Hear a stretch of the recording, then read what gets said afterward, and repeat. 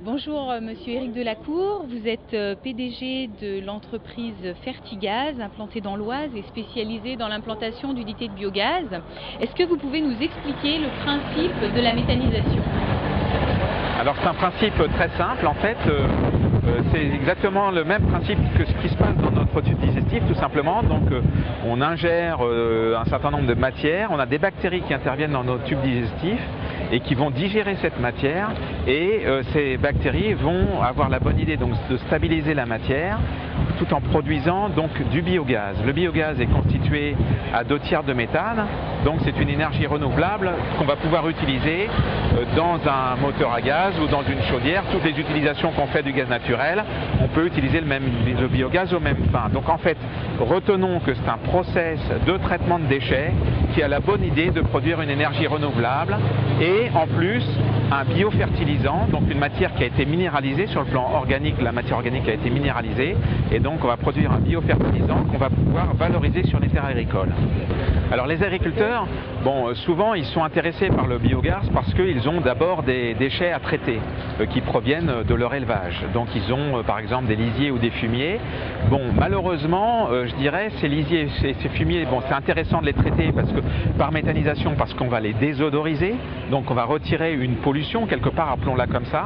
Par contre, la productivité en biogaz de ces matières-là est relativement faible et c'est facile à comprendre. La matière ayant déjà été digérée par l'animal, le potentiel biogaz que l'on va trouver dans ce genre de matière est faible.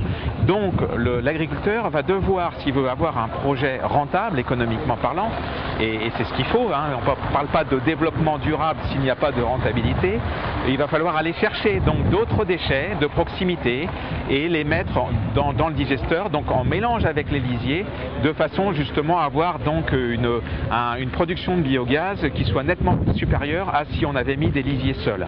La rentabilité des installations va se mesurer quelque part à la production de biogaz qu'on aura par mètre cube de digesteur. Donc on va aller chercher par exemple des graisses qui sont très productrices en biogaz, qu'on va mélanger avec les lisiers et donc de façon à avoir vraiment une rentabilité de l'installation. Donc il faut mobiliser un gisement de déchets de proximité qu'on va pouvoir mélanger avec les produits issus de l'agriculture.